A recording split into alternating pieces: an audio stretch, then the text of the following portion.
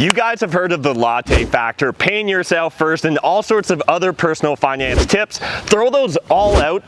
They're complete garbage. What you need to focus on is living for free, aka house hacking, and that's going to be today's YouTube video. Ever sat down and actually looked at what the cost of living is for your shelter? Well, for the average person that's renting or buying, they're often spending 40% of their income on that cost of shelter. So let's say that you're making $40,000 a year. Each one of these squares represents $1,000 that you're making. What that means is that the average person is literally spending 40% of their income, or $16,000 every single year, on rent or owning their own home.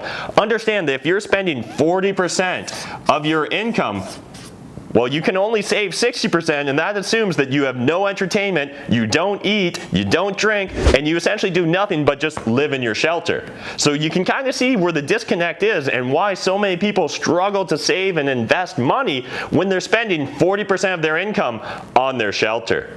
Alright, now that you guys understand the numbers, and maybe you literally paused the video to figure out what your cost of shelter is, either way, I'm sure we can agree this idea of spending 40% of your income on shelter is absolutely unacceptable.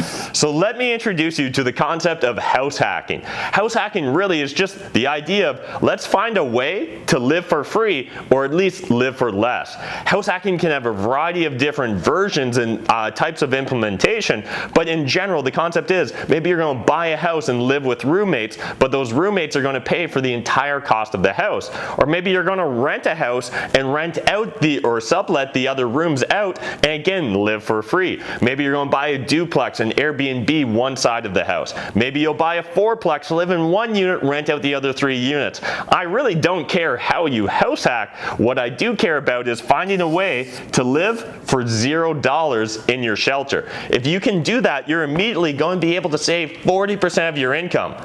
I don't care what your peers are doing. If they're paying rent, if they're paying to own their own home, and you're living for free, they will never be able to catch up to you when it comes to the game of saving and investing. Alright, when it comes to house hacking, people are always wondering what's the perfect property to house hack?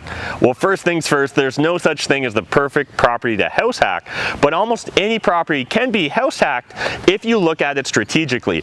Behind me is actually the first property I ever bought. It's also a property I actually house hacked. So this home is actually a 5-bed, 2-bath, even though it's just kind of an unsuspecting brick bungalow building. And what's really unique about this property was I just moved into one of the bedrooms, rented out the other 4 bedrooms, and was able to live for free.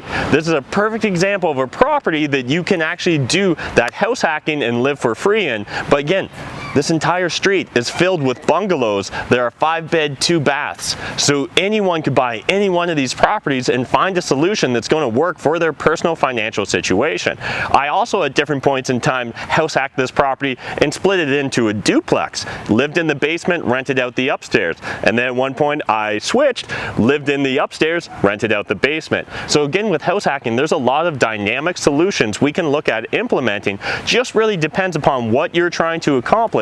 And the key there is knowing what your goal is.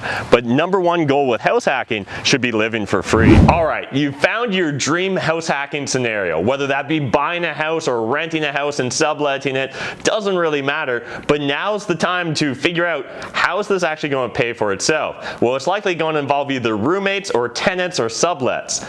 Now, a lot of people get intimidated by this idea of living with other people or being a landlord or subletting to fellow tenants. Take a deep breath, let those emotions wash over you, and let's actually focus on the data, not the drama. When it comes to picking out our roommates or selecting future tenants or sublets, again, it's really just up to us. We're in the driver's seat. So the key is really looking thoroughly and accurately to try and find the right people to fit within whatever sort of ecosystem you're trying to create. So in general, when it comes to how, say, I found the first roommates I lived with, Kijiji and my personal network. Those are 2 of the best ways. So whether you're going on Kijiji, Craigslist, Facebook Marketplace, again, just put yourself out there. The more opportunities people have to become aware of your potential house hack or roommate situation or sublet, whatever it is, the better chance it is you're going to find the right person.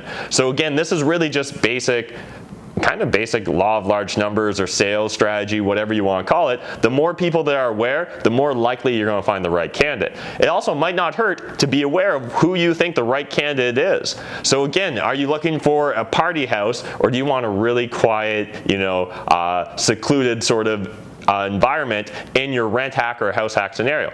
Completely up to you, but you just need to get focused. So for myself, again, I just literally had some of my buddies move in with me and then found a few randoms on Kijiji, and it all worked out. This is really a problems or profits mentality, and at the end of the day, understand everyone in your life at one point in time was a stranger. A stranger is really just a friend you haven't met yet. Yeah, I get it. You don't think you've got the money to be able to, say, live for free. You don't have the money to, say, buy a principal residence. Well, that's okay. I got you covered here. In fact, we've got 4 easy solutions that you personally can look at implementing, even if you can't afford to, say, buy a property, whether that be a single family home or a multifamily.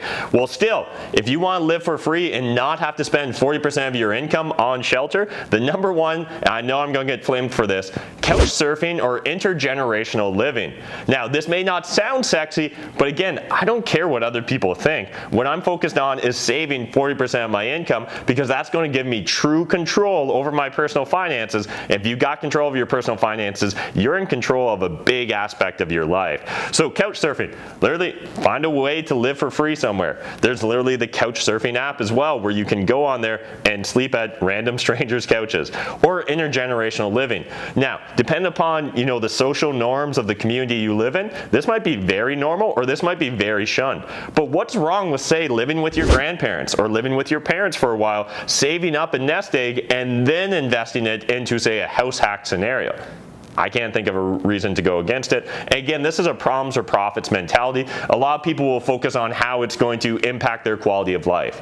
If you decide that it's going to impact your quality of life, you're absolutely right. If you decide that it's going to improve your quality of life, you're absolutely right. So number 2 option that, again, I think I'm going to get some shade on is car or van dwelling or stealth camping. So this whole concept is simply, again, finding a way to live very cheap.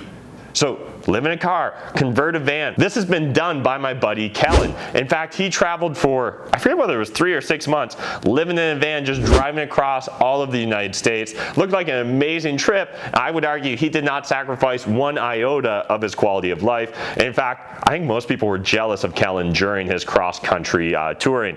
So then the third option I'd like to bring to your attention is off-grid or low-cost dwellings.